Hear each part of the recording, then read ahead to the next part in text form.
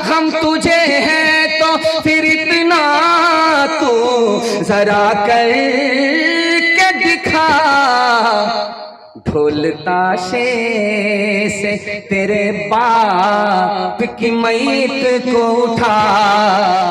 कूफा के लोग कितने मक्कार होते थे, मैं आपको दिखाने के लिए जा रहा हूं। इमाम हुसैन को खत लिखा गया, कूफा के लोगों ने खत लिखा, आप आइए हम साथ देंगे, आपके लिए गर्दन कटा देंगे। तो इमाम हुसैन ने कहा कि मैं ऐसे नहीं जा सकता, मैं अपने आदमी को भेज करके देखूंगा कि तुम सच्चे हो या झूठे हो, गर्दन कटाने वाले हो या गर्दन बचाने वाले हो।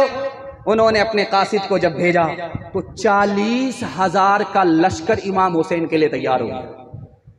इब्ने जियाद ने उन लश्कर से कहा, गांधी मैदान के उस भीड़ को देखिए, भीड़ जमा हो गई है इमाम हुसैन के साथ।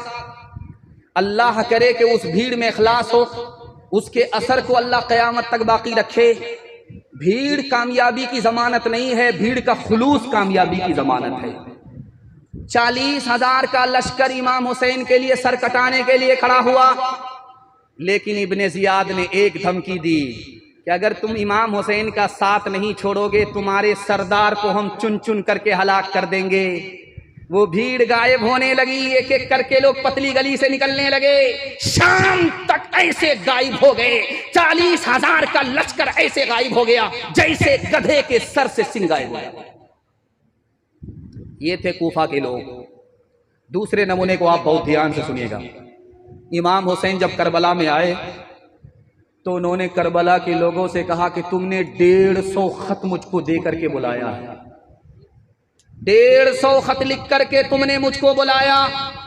अगर तुम नहीं बुलाते मैं नहीं आता।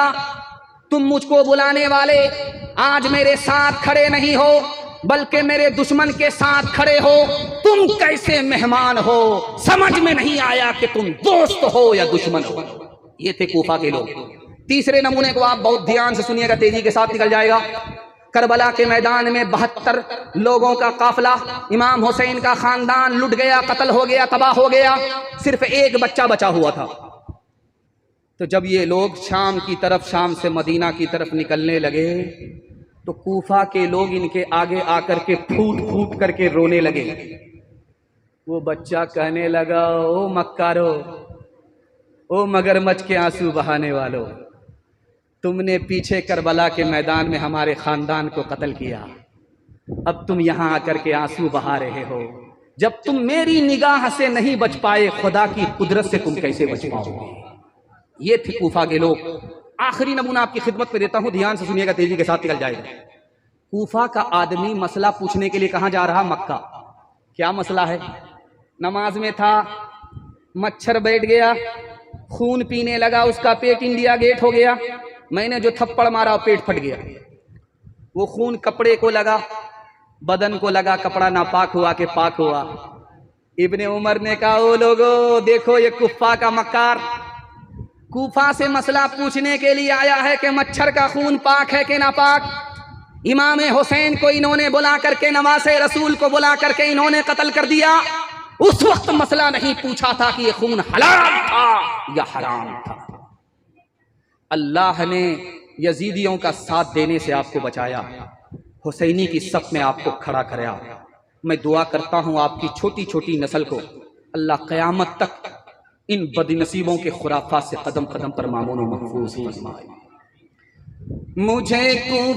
मुझे कूफा वालों मुसाफिर न समझो, मैं आया नहीं हूँ बुलाया गया हूँ। एक मेहमान बना कर सताया गया हूँ, मैं रोया नहीं हूँ रुलाया गया हूँ, मैं रोया नहीं हूँ रुलाया गया हूँ। खुदा जाने कैसी है ये मेजबानी, 72 प्यासों का है बंद पानी।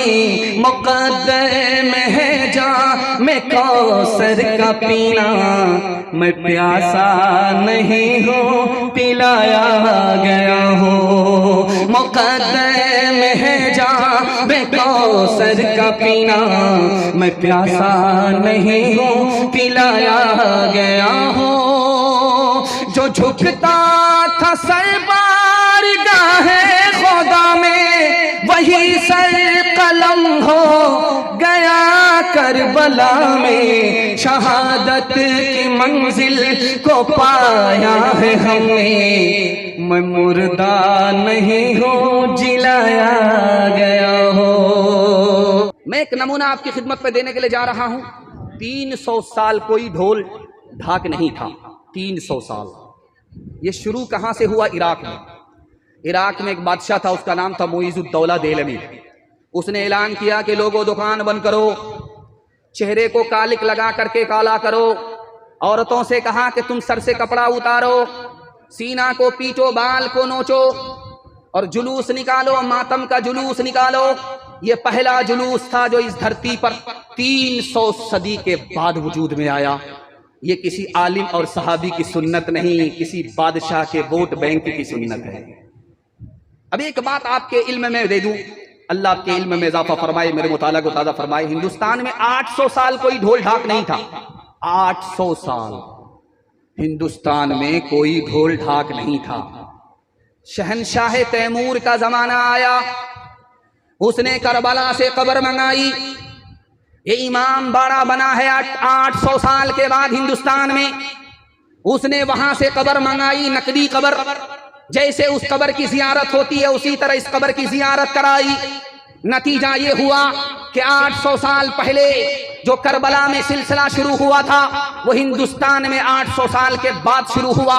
ये किसी आलिम की सुन्नत नहीं है, किसी अकाबिर की सुन्नत नहीं है, किसी मदरसे की सुन्नत नहीं है, किसी ईदगाह की सुन्नत नहीं है, बल्कि बादशाहों के खुराफात। एक राज आपके सामने रखता हूं। हमारी जो राजधानी है वो पटना है, उत्तर प्रदेश की जो राजधानी है वो लखनऊ है। लखनऊ में मुहर्रम का जुलूस निकलता है। तो अरब के मेहमान आए हुए थे, जुलूस निकल रहा था, ढोल ढाक की आवाज, दारू पी करके ऐसा जोश से ढोल बजाया, दोनों तरफ से फट गया। तो मेहमान घबरा गए, कहीं कयामत तो नहीं आ गई, ये भयानक आवाज कहां से आ रही, ऊपर से बिजली तो नहीं गिर गई। तो लोगों ने कहा आपको पता नहीं है, ये इमाम हुसैन का जुलूस निकल रहा है, इमाम हुसैन की शहादत को मनाया जा रहा है। तो अरब के मेहमान हाथ मलते हुए कहने लगे अफसोस, इन बेवकूफ़ों को 1400 साल के बाद खबर हुई, ये मामला तो बहुत पुराना हो चुका है। हाथ उठाइए, वादा कीजिए, तमाशा नहीं करेंगे मगर तमाशा देखेंगे। हाथ उठा दीजिए इंशाअल्लाह, 2-4 आदमी उठाइए। ये देखिए, जैसा आपका दाल चावल वैसा मेरा फातिहा। चांद जब माहे मुहर्रम का नजर आता है, क्या तेरे जिस्म में शैतान उतर आता है, क्या तेरे जिस्म में ताज़ियादारी को तैमूर ने ईजाद किया, लाया ईरान से और हिंद में आबाद किया। गम तुझे है तो फिर इतना तो जरा करके दिखा, गम तुझे है तो फिर इतना तो जरा करके दिखा, ढोल ताशे से तेरे बाप की मैयत को उठा, ढोल ताशे से। आधा पैगाम निकल गया, आपने मोहब्बत से सुना, आपको भी पता नहीं चला, मुझे भी पता नहीं चला, हाथी निकल चुका है, सिर पर दुम फंसी भी है। इंशाअल्लाह मरने के बाद अमल करेंगे, हाथ उठा दीजिए इंशाअल्लाह। माशाअल्लाह मैं जनाजा पढ़ाने में बहुत माहिर हूं, बेहिसाब जनाजा पढ़ा दिया। चौथा पैगाम आपकी खिदमत में, छोटे छोटे बच्चों के हवाले से, आपके बच्चे जाग रहे हैं, मैं इनके वास्ते दुआ करता हूं अल्लाह इनके मुकद्दर को जगाए। हाथ जोड़ करके एक बात आपसे कहता हूं, आप 3 एहसान अपने बच्चों पर करते हैं, बच्चे सबको भूल जाएंगे, किसी को याद नहीं रखेंगे। अच्छा खाना खिलाते हैं, बच्चे भूल जाएंगे। अच्छा कपड़ा पहनाते हैं, बच्चे भूल जाएंगे। अच्छा मकान बना करके दिया है, भूल जाएंगे। एक एहसान कर दीजिए, कभी नहीं भूलेंगे। आप जाहिल है, कोई फर्क नहीं पड़ता, अपने बच्चे को पढ़ा लिखा दीजिए, जिंदगी पर एहसान याद रखें। हजरत अली से पूछा गया, किसी यहूदी ने पूछा, ये बताओ वो दो दोस्त कौन है जो कभी दुश्मन नहीं होते? वो दुश्मन बताओ जो कभी दोस्त नहीं हो सकते। इधर सवाल हुआ, उधर जवाब दिया। दो दोस्त कभी दुश्मन नहीं होते, जिस्म और रूह। दो दुश्मन कभी दोस्त नहीं होते, जिंदगी और मौत। अमीर मुआविया रज़ी अल्लाह अन्हु से पूछा, ये बताओ वो कौन सा पानी है जो आसमान से गिरा नहीं, जमीन से टपका नहीं? जमीन से टपका नहीं, आसमान से गिरा नहीं। अभी मेहमान खाने में था तो मौलाना बता रहे थे कि यहाँ बारिश नहीं हुई है, पानी सूख रहा है, ट्यूबवेल से भी पानी सूख रहा है। मुझे बड़ा सदमा हुआ कि मैं अभी उत्तर प्रदेश से आया हूँ, ठौना भर पानी मैंने देखा है खेत में लगा हुआ, यहाँ बारिश नहीं है। मैं मुसाफिर भी हूँ और मेहमान भी हूँ, और आप कबूलियत की घड़ी में जलसा सुन रहे हैं। मैं दुआ करता हूँ आप आमीन कहिए, अल्लाह इस बस्ती को भी रहमत की बारिश से माला माल फरमाए, हर मुश्किल को अल्लाह आसान फरमाए। अमीर मुआविया रज़ी अल्लाह अन्हु से पूछा गया, वो कौन सा पानी है जो आसमान से गिरा नहीं, जमीन से टपका नहीं? वो कौन सा पानी है? इधर सवाल खत्म हुआ, उधर जवाब दिया कि नबी की उंगली से जो चश्मा फूटा था, ये वो पानी है जो आसमान से गिरा नहीं, जमीन से टपका नहीं। तीसरा सवाल पूछा इमाम हुसैन से। इमाम हुसैन ने एक साइल से पूछा, मैं पूरी थैली दे दूंगा अगर तुम मेरे 3 सवाल का जवाब दोगे। तो साइल बोला कि आप बताइए। तो इमाम हुसैन ने उस साइल से पूछा कि सबसे अफजल अमल कौन सा है? वो भीख मांगने वाला कितना इल्म रखता था? फौरन जवाब देता है, अल्लाह पर ईमान लाना सबसे अफजल अमल है। दूसरा सवाल पूछा कि नजात कैसे मिलेगी, अल्लाह के अजाब से बंदा बचेगा कैसे? इधर सवाल खत्म हुआ, वो साइल होकर के फौरन जवाब देता है, अल्लाह पर भरोसा कर लो, यहां भी नजात पा जाओगे, वहां भी नजात पा जाओगे। आपके बच्चों के लिए अजीम तोहफा। इमाम हुसैन ने उस साइल से पूछा कि वो कौन सी चीज है जिससे आदमी खूबसूरत होता है? तो वो साइल जवाब देता है कि अगर आपके बच्चे के हाथ में इल्म है तो आदमी खूबसूरत होता है, आपके बच्चे के हाथ में माल है तो आदमी खूबसूरत होता है। तो कहा कि अगर माल ना हो, इल्म ना हो, का उस पर बिजली गिरे, बज्जड़ गिरे, जमीन फट जाए, उसमें समा जाए। मुझको देर हो रही है, पूरी थैली दीजिए, आपने वादा किया है। हाथ उठाइए, वादा कीजिए, अपने बच्चे को पढ़ाएंगे लिखाएंगे। हाथ उठाइए, इंशाअल्लाह। डॉक्टर का फीस नगद होगा, मदरसे का चंदा उधार। हाथ उठाइए, इंशाअल्लाह। नन्हे से हाथ जोड़ के कहती है तिश्ना काम, कहती है तिश्ना काम, फरमाइए कि आज ये आएगी कैसी शाम, आएगी कैसी शाम, बतलाइए मुझे कि यतीमी है किसका नाम, यतीमी है किसका नाम। आँखों से खूब बहा के ये कहने लगे इमाम, कहने लगे इमाम, बेटी न पूछ कुछ ये, बेटी न पूछ कुछ ये मुसीबत अजीम है, मर जाए जिसका बाप वो बच्चा यतीम है, बच्चा यतीम है। माशाअल्लाह। दामाद बेटी के झगड़े में दामाद सीधा जेल जाएगा, हाथ उठा दीजिए इंशाअल्लाह। 12 बज जाने के बाद, जब मेरा 12 बज चुका है तो आपका क्या हाल होगा? हमको समझ में नहीं आ रहा कि हम लोग पटना में हैं या रांची में। मैं फूल पागल हूं जब 12 बज जाने के बाद जलसा सुनाने के लिए बैठता, और आप हमारा साथ दे रहे हैं, भागने का नाम नहीं ले रहे। आखिरी पैगाम है, हाथ जोड़ करके सुना रहा हूं, और कुछ याद रहे या ना रहे, अगर इसको आप याद करके लेकर के गए तो मैं मसनद रसूल पर बैठ करके गारंटी लेता हूं कि कल आपके घर में तरक्की का सूरज तुलू होगा। अल्लाह जमीन की पस्ती से आपको उठाएगा, इज्जत की चोटी पर पहुंचाएगा। आज देख लीजिए, पूरे हिंदुस्तान में मरवाड़ी को तरक्की है, मुसलमान को तरक्की नहीं। गौर कीजिएगा, ये बात मेरी नहीं है, मौलाना वली रहमानी रहमतुल्लाह अलैह, अल्लाह उनकी कब्र को नूर से भर दे, उन्होंने किताब लिखी, उसका नाम है अदलिया और समाज। उस किताब में लिखा कि पूरे समाज में, हिंदुस्तान में सिर्फ एक समाज तरक्की कर रहा है, उसका नाम है मरवाड़ी। और मरवाड़ी को तरक्की क्यों है? दो वजह से। मरवाड़ी का मुकदमा अदालत में जाता ही नहीं। आप जाइए अपनी कचहरी में जाकर के पूछिए, हाई कोर्ट है, सुप्रीम कोर्ट है, पूछिए वकीलों से, मरवाड़ी का मुकदमा आता है तो वो डायरेक्ट बोलेगा आता ही नहीं।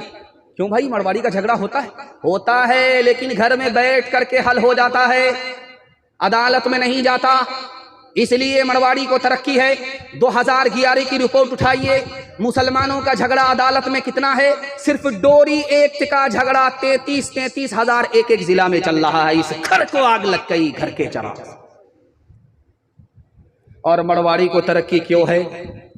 मरवाड़ी की एक आदत है, जब उसमें कोई नीचे गिरता है तो सब लोग मिल करके उसको संभालते हैं।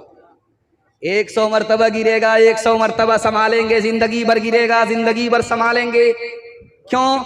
कौम का आदमी है, तरक्की से पीछे रह जाएगा, कौम उसको संभाल करके चलती है कि उसको अलग नहीं होने देंगे, तरक्की से पीछे नहीं होने देंगे। मुसलमानों में सपोर्ट की बात तो दूर की है, मदद की बात तो दूर की है, सहारा देने की बात दूर की है। घर में कोई आदमी तरक्की का आसमान अगर छूता है तो घर का ही आदमी उसकी टांग पकड़ करके नीचे करता है, बेटा इतनी जल्दी ऊपर जाने की जरूरत नहीं है।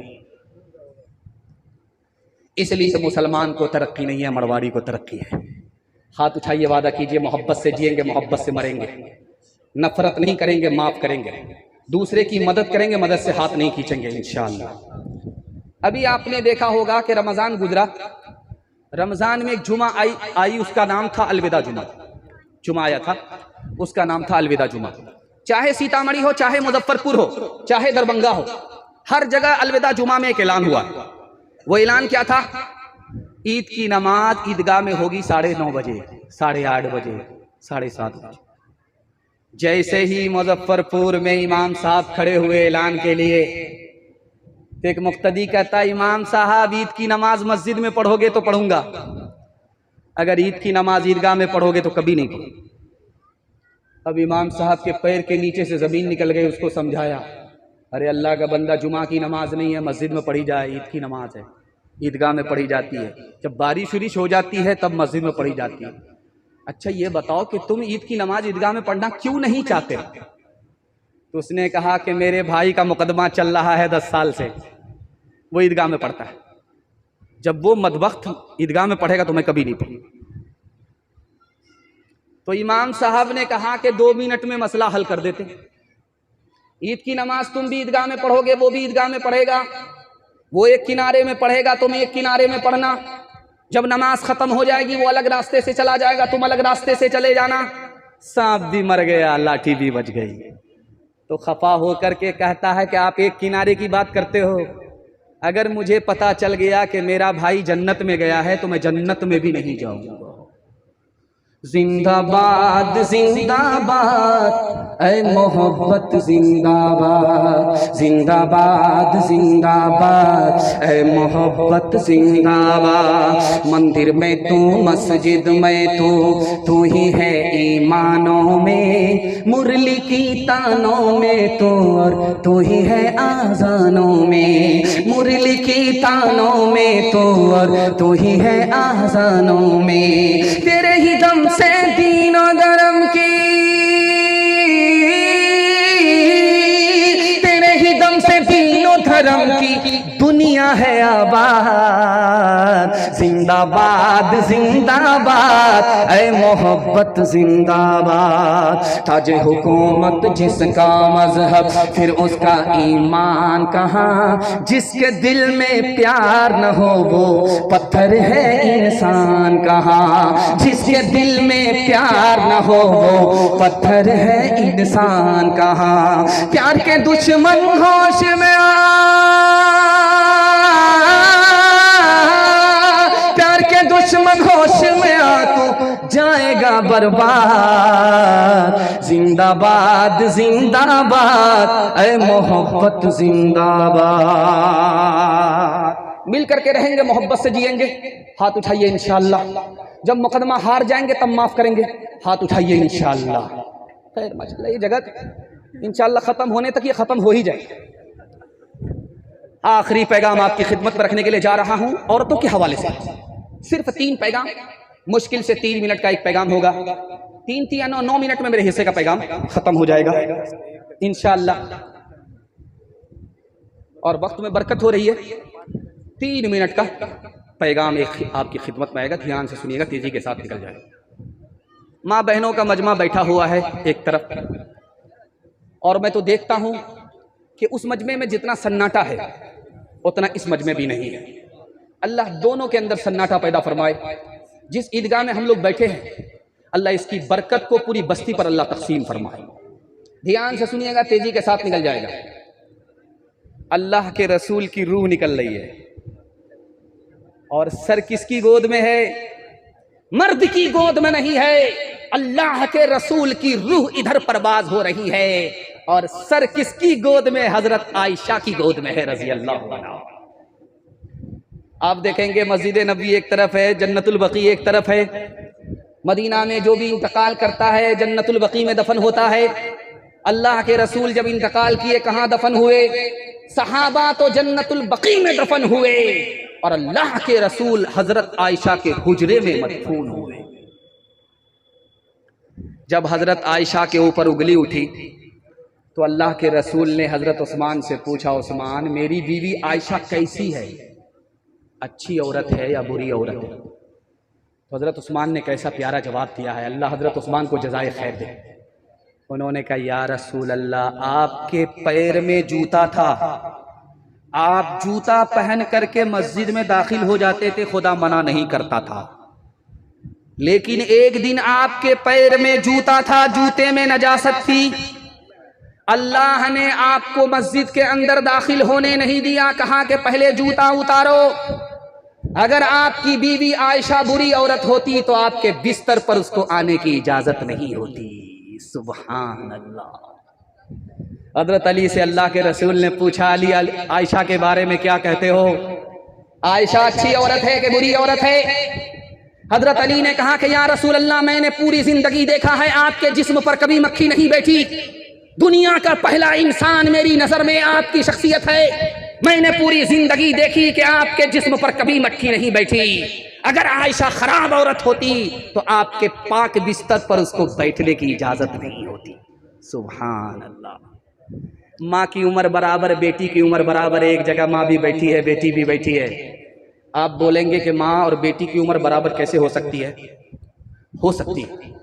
माँ सौतेली हो, बेटी सौतेली हो, तो दोनों की उम्र बराबर हो सकती है। आयशा सौतेली माँ है, फातिमा सौतेली बेटी है, लेकिन सौतेला सुलूक नहीं है, सहेली जैसा सुलूक है। जवान माँ अपनी बेटी से दिल की बात करती है, जवान बेटी अपने माँ से दिल की बात करती है, सहेली जैसा सुलूक है। माँ की मजलिस में, आयशा की मजलिस में फातिमा मुस्कुरा रही है, तो माँ ने कहा, खबरदार फातिमा, हंसने का मौका नहीं है, क्यों हंस रही हो? मुस्कुराने का मौका नहीं है, क्यों मुस्कुरा रही हो? तो हजरत फातिमा ने कहा कि अम्मा, ख्याल आया, मैं तो रसूलुल्लाह की बेटी हूँ, तुम तो अबू बकर की बेटी हो। समझ में आ गया? बेटी को फख्र हो रहा है, अदब भी देना है, हौसला भी देना है। तो हजरत आयशा ने कहा कि बेटी, तुमने सच कहा, उसी नबी के सदक़े में ईमान मिला, उसी नबी के सदक़े में कुरान मिला, उसी नबी के सदक़े में इस्लाम मिला। बेटी तुमने सच कहा, लेकिन बेटी मुझे भी हंसी आ रही है। अब फातिमा के कान खड़े हुए कि माँ को किस बात पर हंसी आ रही है।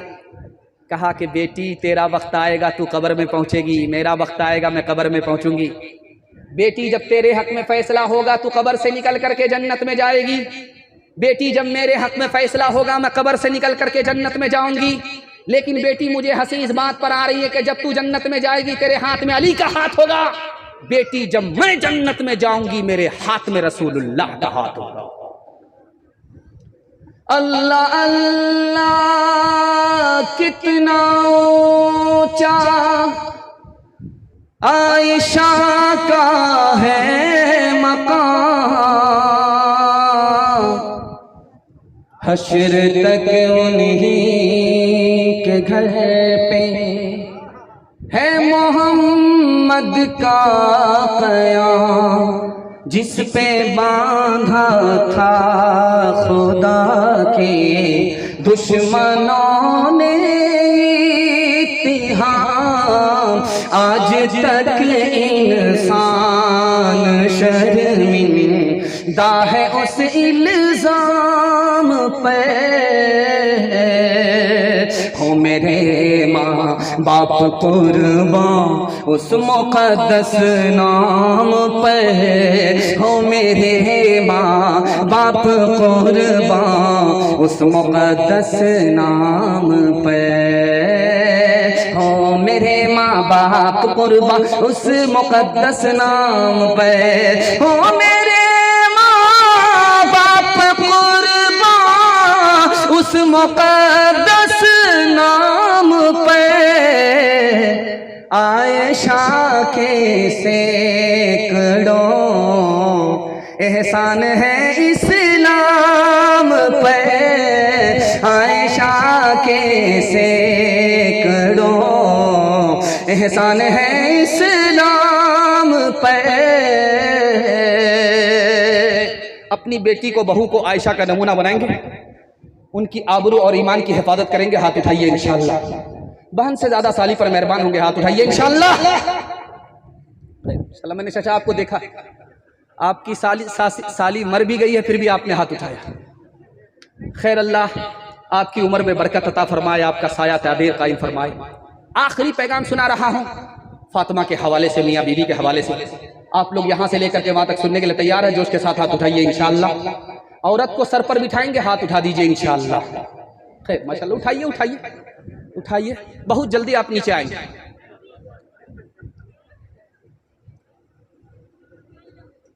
हजरत अली रजी अल्लाह तआला अन्हु ने अल्लाह के रसूल से बड़ा खतरनाक सवाल किया, या रसूल अल्लाह ये बताइए कि फातिमा से ज्यादा मोहब्बत है या मुझसे ज्यादा मोहब्बत है? कितना खतरनाक सवाल है। और अल्लाह के रसूल तो अल्लाह के रसूल है, चुटकी में जवाब दिया।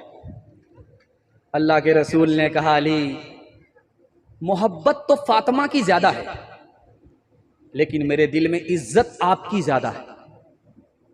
आपकी इज्जत फातिमा से भी ज्यादा है और फातिमा की मोहब्बत आपसे ज्यादा है। अल्लाह के रसूल ने सांप भी मार लिया, लाठी भी बचाई। हजरत फातिमा ने आकर के कहा, या रसूल अल्लाह, अली से आपने मेरा निकाह कर दिया, उसकी आंख कमजोर है। या रसूल अल्लाह, मेरे निकाह से पहले अली की आंख तो देख लेते। अली की आंख छोटी छोटी है, आंख कमजोर है, आपने उससे मेरा निकाह कर दिया। अल्लाह के रसूल ने फरमाया, फातिमा, मैंने उस आदमी से तुम्हारा निकाह किया है जो मेरे खानदान में सबसे पहले इस्लाम ले आया। फातिमा, मैंने उस लड़के से तुम्हारा निकाह किया है जो मेरे खानदान में सबसे ज्यादा मेरे बाद इल्म रखता था। फातिमा, मैंने अपने खानदान में उस लड़के से तुम्हारा निकाह किया है जो सबसे ज्यादा अखलाक रखता था। बेटी, सूरत को मत देखो, सीरत को देखो। अल्लाह के रसूल का सर तकिया पर है, दरवाजे पर दस्तक हुई। आपने पूछा, कौन? तो कहा फातिमा। कहा, बेटी तुम्हारे आने का वक्त तो ना, कैसे आई? कहा, अली से खफा होकर के आई। कहा, बेटी अली तुम्हारे शौहर है, मैं तुम्हारा बाप हूं। अली की इजाजत के बगैर मेरे घर में कदम रखोगी, दरवाजा बंद तो मिलेगा, खुल नहीं सकता। बेटी उल्टे पांव वापिस जाओ, अपने शौहर से माफी मांगो, अली से माफी मांगो। अगर अली ने तुमको माफ नहीं किया, तुमने माफी नहीं मांगी, बेटी मैं जिंदा रहा, तुम्हारी नमाज तुम्हारा जनाजा उठ गया, तो बेटी मैं तुम्हारी नमाजे जनाजा पढ़ूंगा भी नहीं पढ़ाऊंगा। एक मिसाल पर पैगाम को ख़त्म कर रहा हूँ। एक औरत शिकायत लेकर के आई झाड़ फूक करने वाले के पास कि मेरा शौहर मुझको बात बात पर मारता है, कोई ऐसी तरकीब कर दीजिए हाथ उठाने तक की नौबत ना आए। तो झाड़ फूक करने वाले को समझ में आ गया कि ये मार क्यों खा रही है, ये ज़बान की वजह से मार खाती है। तो झाड़ फूक करने वाले ने कहा, एक बोतल पानी लाओ। पानी पढ़ करके दे दिया कि ये पानी नहीं है, जादू है, इसको हिफाजत से घर में ले जाओ। जब मियाँ बीवी का झगड़ा होने लगे तो 2-4 घूंट मुंह में लेकर के बैठ जाना, कुछ बोलना नहीं। अब क्या था, जिंदगी भर का रगड़ा झगड़ा एक साथ साफ हो गया। झाड़ फूक करने वाले को पता था कि औरत की जबान कैंची की तरह चलती है और मर्द का हाथ लाठी की तरह चलता है। ये अगर जबान पर काबू कर ले, वो हाथ पर काबू कर ले, तो जिंदगी में कभी झगड़ा नहीं होता। राबिया बसरी सा अपने दिल में पैदा कर कमाल, हजरत आयशा सिद्दीक़ा की बन जा तू मिसाल, फातिमा ज़हरा की सीरत का जरा करना ख्याल, जिंदगी में गम भी आए तो न होना तो निढाल, अपने शौहर की है ताज तुझ पे लाजिम है सदा, हुक्म मौला है यही है, हुक्म मौला है यही है, और कौले मुस्तफा। माशाअल्लाह एक जवान उठकर गया, मुझे लगा कि ये ज़्यादा चोट खाया हुआ अपनी बीवी की तरफ से, खैर जल्दी से आया, वो छुप गया है, उसका चेहरा मैं देख नहीं रहा। माशाअल्लाह जलसा ख़त्म होने तक वो नज़र नहीं आएगा। आखिरी पैगाम माँ बाप की खिदमत के हवाले से सुना रहा हूँ, और वक्त में इतनी बरकत हुई कि मैं अपने टारगेट को, अपने निशाने को पहुँच गया, अपने आखिरी मौजू के ऊपर पहुँच गया। मुझे उम्मीद नहीं थी, मुझे ऐसा लग रहा था कि बड़ी जल्दी में बड़ी रफ्तार के साथ सुना करके मुझे रुखसत होना होगा, लेकिन आपकी मोहब्बत ने वक्त को रोक दिया है। अल्लाह हमारे सुनाने को, आपके सुनने को बेहद कबूल फरमाए। आपकी जवान बेटी के लिए मैं दुआ करता हूँ, अल्लाह गैब से मुनासिब जोड़े का इंतज़ाम फरमाए। माँ बाप की खिदमत के हवाले से यहाँ से लेकर के वहाँ तक सुनने के लिए तैयार, हाथ उठा दीजिए इंशाअल्लाह। बीवी से पूछ करके माँ बाप को खर्चा देंगे, हाथ उठा दीजिए इंशाअल्लाह। माशाअल्लाह उठाइए, उठाते जाइए।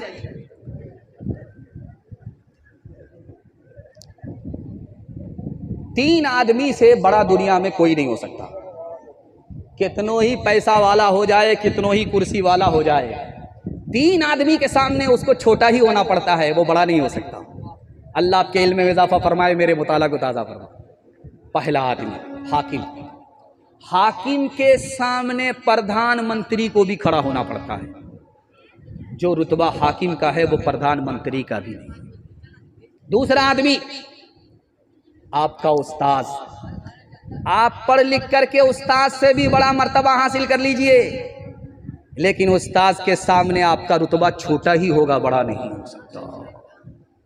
तीसरी हस्ती जिसके सामने बड़ा से बड़ा पैसा वाला, बड़ा से बड़ा कुर्सी वाला छोटा है, वो कोई और नहीं, माँ बाप की हस्ती है। माँ बाप के सामने बेटा अगर आसमान की बुलंदी तक तो पहुंच जाए, लेकिन माँ बाप के रुतबे से उसका रुतबा बड़ा नहीं हो सकता।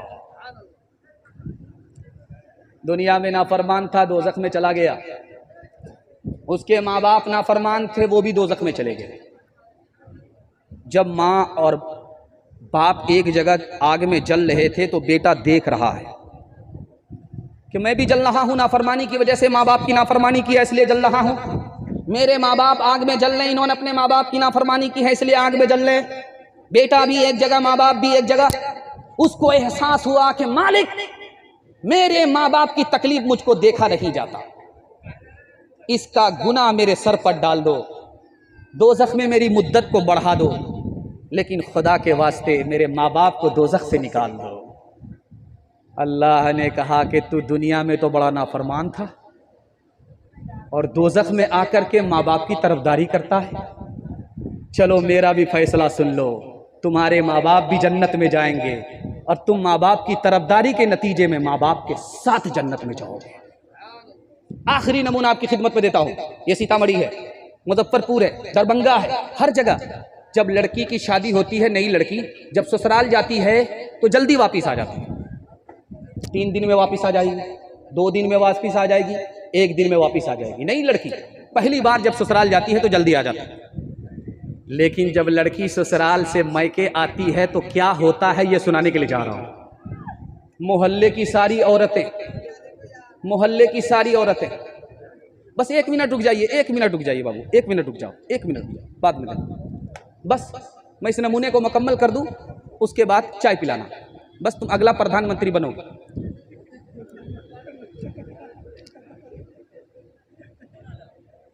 तो मोहल्ले की सारी औरतें घेर लेती है और सवाल जवाब होता है, बेटी ससुराल से आ रही हो, तुम्हारे ससुर कैसे थे? तो लड़की कहती है सुभान अल्लाह।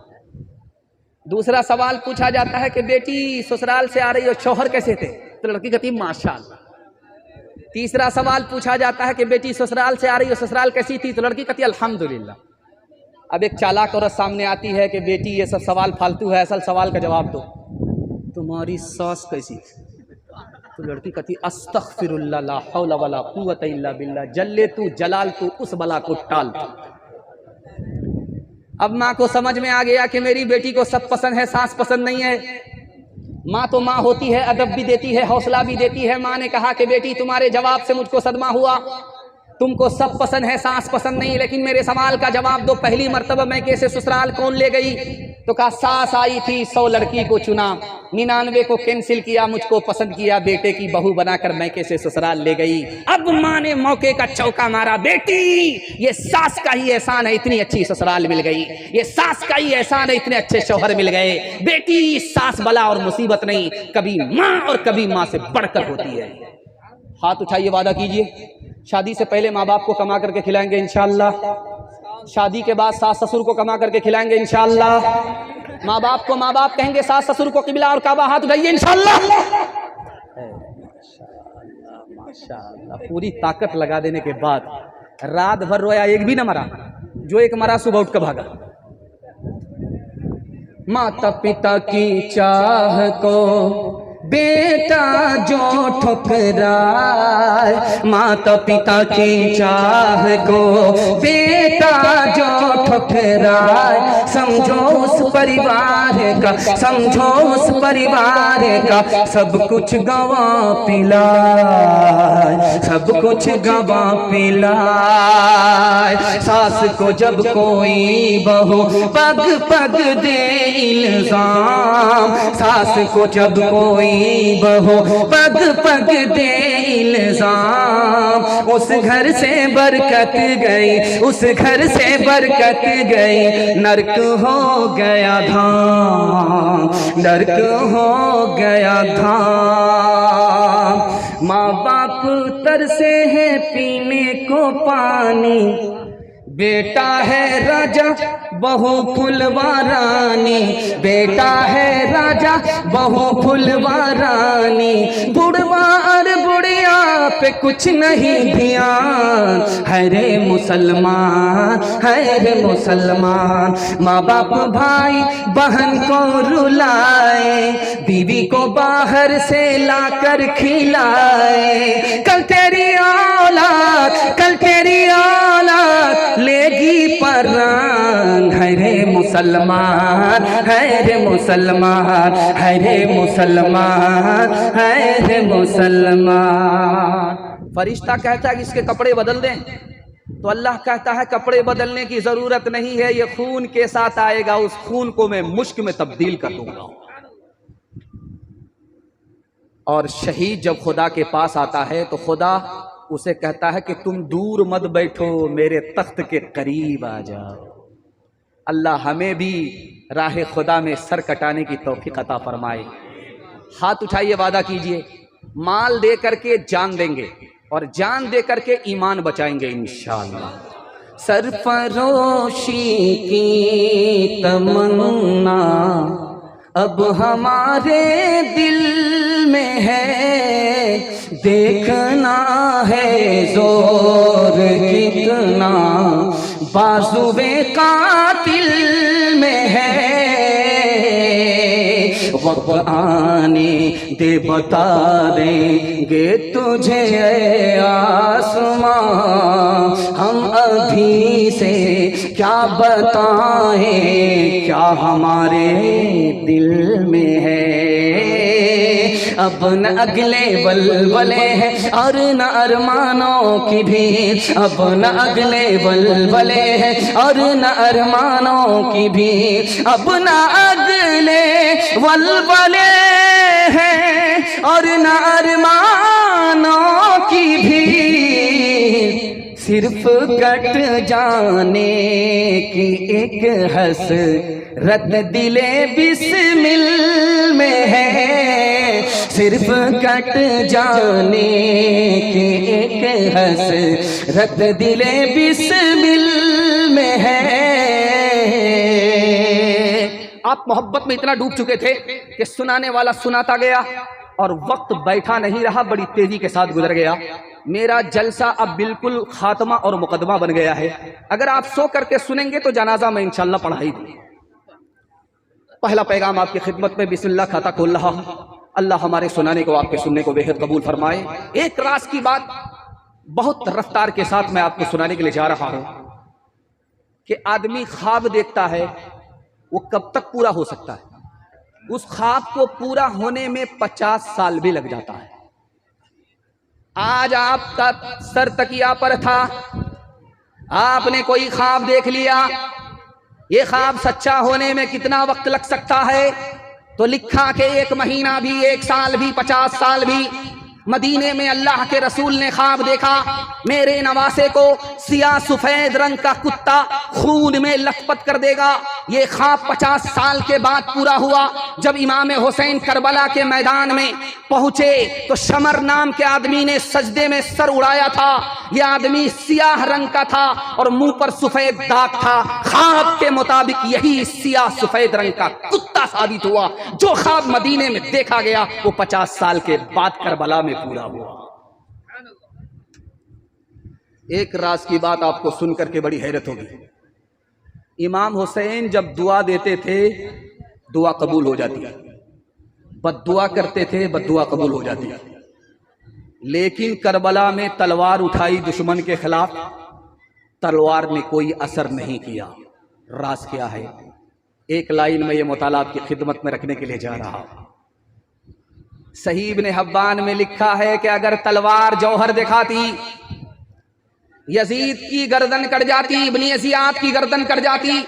इमाम हुसैन जो मक्का से चले थे, मदीना से चले थे, करबला के मैदान में आए थे, अगर यजीद के लश्कर को शिकस्त देते तो हुकूमत मिलती। नाना ने नवासे के लिए हुकूमत को पसंद नहीं किया, जो हुकूमत से बढ़कर शहादत थी उसको पसंद किया। इसलिए करबला के मैदान में आकर के मुकद्दर का सिकंदर बन गए, शहादत हासिल किया, यजीद को शिकस्त नहीं दे पाए।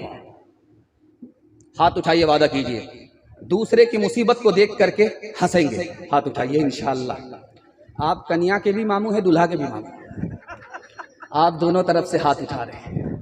जो दहकती आग के शोलों पे सोया, वाह हुसैन, वाह हुसैन, जिसने अपने जो दहकती आग के शोलों पे सोया, वाह हुसैन, जिसने जो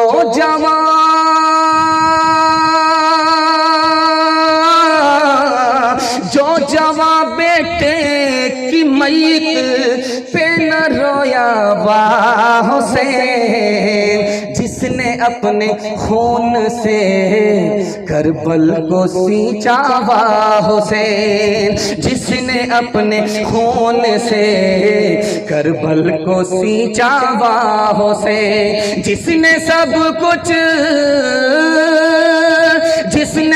कुछ खो के भी कुछ न खोया, वाह हुसैन, जो जवां बेटे की मैयत पे न रोया, वाह हुसैन। दूसरा पैगाम आपकी खिदमत में। मैं डर गया था कि पता नहीं जलसा होगा कि मिलाद होगा, लोग खा पी करके सुनने के लिए बैठे हैं, सो जाएंगे और गुलसिता में नहीं कब्रिस्तान में होंगे। मैं डर गया था, लेकिन जब मैं आया तो देखा कि मिलाद नहीं है, माशाअल्लाह जलसा है, लोग बेदार हैं। वरना मैं अगरबत्ती मोमबत्ती सब जला करके सबका फातिहा करके निकल जाता। अल्लाह इस जलसे को सलामत रखे। जब मैं आया इस बस्ती के किस्से को सुना तो दिल खुश हो गया कि इस बस्ती पर अल्लाह की खास इनायत है। ये लोग गुनाह में पड़ना चाहते हैं लेकिन खुदा टांग खींच करके इनको बचाना चाहता है। अल्लाह इस सिलसिले को क़यामत तक कायम रखे। हमारे जवानों को हर खुराफात से अल्लाह कदम कदम पर मामून व महफूज फरमाए। दूसरा नमूना आपकी खिदमत पर रखता हूँ, ध्यान से इसको सुनिएगा, तेजी के साथ निकलेगा। मस्जिद से सहाबी रसूल निकल रहे हैं, हजरत अबू बकर नाम है, निकले, एक छोटा सा बच्चा को देखा, गोद में उठाया, उसको चूमने लगे। पीछे हजरत अली। हजरत अली ने कहा कि अबू बकर, पता है कि जिस बच्चे को चूम रहे हो, जिसको तुमने गोद में लिया और उसकी पेशानी को बोसा दे रहे हो, उसके चेहरे को चूम रहे हो, ये बच्चा किसका है? तो अबू बकर रजी अल्लाह अन्हु ने फरमाया कि पता है कि अली का बेटा है, नबी का चेहरा है, इसलिए चूम रहा। दूसरे नमूने को आपकी खिदमत में रखता हूं। मुल्क शाम से अमीर मुआविया रजी अल्लाह अन्हु ने कासिद को भेजा कि मदीना जाओ, मदीना जा करके एक जवान से मेरे लिए दुआ कराओ। अगर उस जवान ने मेरे लिए दुआ कर दिया, मेरी दुनिया भी बन जाएगी, मेरी आखिरत भी सवर जाएगी। का मैं तो जा रहा हूँ उस जवान से दुआ करने के लिए, नाम पता तो बता दो। का नाम पता बताने की जरूरत नहीं है, वो एक ही जवान है, चांद है, लाखों में एक है, करोड़ों में एक है। बेटा तो अली का है, अदा नबी की है, जिसमें नबी की अदा छलक जाए वही हुसैन है, उससे मेरे लिए दुआ कराना। आखिरी नमूना आपकी खिदमत में रखता हूँ और आपसे वादा लेता हूँ, पहले अपने बच्चे को मुसलमान बनाएंगे, बाद में डॉक्टर, प्रोफेसर, इंजीनियर बनाएंगे। हाथ उठाइए इंशाअल्लाह। जहां फ्री में तालीम होगी वहीं पढ़ाएंगे। हाथ उठाइए इंशाअल्लाह। मैं देख रहा हूं आप लोग कहाँ, जरा जलसा खत्म होने दीजिए, मुलाकात करते हैं। हजरत उमर रजी अल्लाह ताला ने अपने बेटे को 200 रुपये वजीफा दिया और हजरत हुसैन को 500 रुपये दिया। तो हजरत उमर के बेटे ने कहा कि मैं जवान हूं, मुझको 200 रुपये दे रहे हो, और ये हुसैन बच्चा है, इसको 500 रुपये दे रहे हो। तो हजरत उमर ने कहा कि बेटा, जो हुसैन का नाना है वो तुम्हारा नाना नहीं, जो हुसैन की नानी वो तुम्हारी नानी नहीं, जो हुसैन की माँ वो तुम्हारी माँ नहीं, जो हुसैन का बाप वो तुम्हारा बाप नहीं। हुसैन नबी का शहजादा है। बेटा, तुम गुलाम होकर के शहजादे से मुकाबला मत करना। हाथ उठाइए, वादा कीजिए, नबी का नाम भी याद रहेगा, नबी का काम भी याद रहेगा। हाथ उठाइए इंशाअल्लाह। हुसैन का नाम भी याद रहेगा, हुसैन का काम भी याद रहेगा। हाथ उठाइए इंशाअल्लाह। हम भी राहे खुदा में अपनी गर्दन कटा देंगे। हाथ उठाइए इंशाअल्लाह। ऐ करबला की खाक उसे एहसान को न भूल, तड़पी है तुझ पे लाश, जिगर को शहे रसूल, खूने हुसैन से कभी तू रंगीन हो गई, सैराब कर गया तुझे खूने रगे रसूल, करती रहेगी पेश शहादत हुसैन की, आजादी हयात का वो सरमदी उसूल, कट जाए सर तेरा गए नेज़े की नोक पर, हर किस न कहते ना हक को तू कबूल, हर किस न कहते